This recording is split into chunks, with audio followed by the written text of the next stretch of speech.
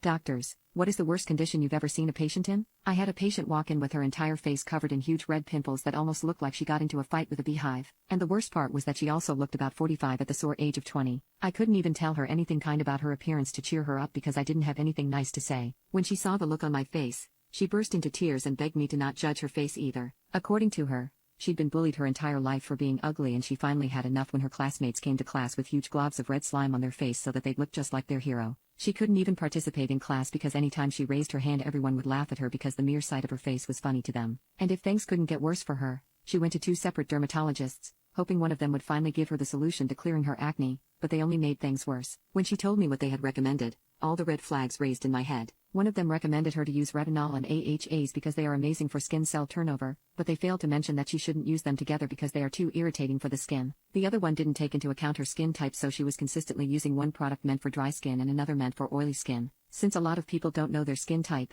I always tell my patients that they can do a couple things to find out. One way is to hook your pointer finger and lightly run it across your lower cheek and down to your jawline. If you hear a noise and feel a bumpy texture where you don't have acne, then you have dry skin. Another way is to drag your finger down your nose, and if it's greasy, you have oily skin. The thing is, before you even think about using skincare products, you have to get the fundamentals down by first knowing how to properly clean and protect your skin. For my patients, I tend to recommend meditation, using lukewarm water to wash their face in the shower, and applying sunscreen before I even think about any formulation. This is because acne is often caused by stress, so meditating every day easily release all the negative energy from our body. Most girls take scorching hot showers, which leads to dry skin, so it's best to use lukewarm water. And sunscreen is meant to protect every single skin type, and will clear the skin from acne by protecting it from UV rays, and decreasing the chances of breakouts when you go outside. This is very common among young people, and it's a shame because just applying sunscreen could clear most people's skin. So I told her that in order to see a change in her appearance, she would have to do these things every day, including applying sunscreen not just on sunny days because UV rays still penetrate windows and clouds, so her skin is always at risk of being damaged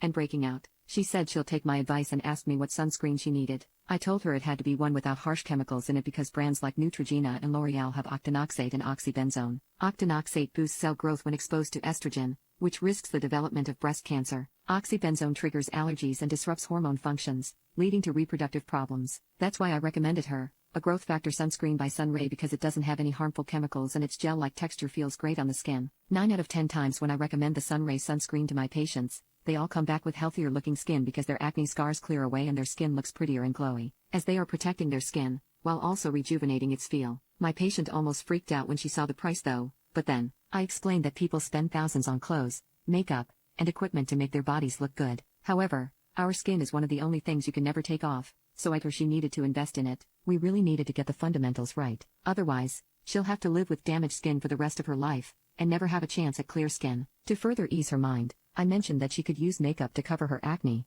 as long as she puts the Sunray sunscreen first because it doubles as a primer. So her makeup would look flawless and her pimples wouldn't draw so much attention, and she would still be preventing breakouts when she goes outside. After explaining it that way, she agreed to use the Sunray Growth Factor sunscreen daily, and I scheduled her for a 3-week checkup. When she returned, she said she tried doing all the things I recommended, but she only stuck to applying sunscreen every day because she couldn't give up her hot showers every day and she found meditating boring. Luckily, because she didn't go a day without wearing the sunscreen, her complexion looked smoother and healthy, and she liked how pretty that made her look. Every time she applied it, she had a rejuvenating feeling that gave her more confidence to tackle her day. And honestly, it seemed like it calmed her stress, which we want to see anyways if we want a patient's skin to clear. She also got rid of all her other skincare products because the Sunray Growth Factor sunscreen was the only thing she actually needed to start clearing her skin. She talked about how applying sunscreen while indoors made a huge difference to her face because it always gave her a consistent natural look, and she could feel her skin barrier improving. With that, her spots and hyperpigmentation disappeared and it wasn't leaving any scarring at all. Her wrinkles also started to fade, so she finally looked her age. Now that her skin was improving,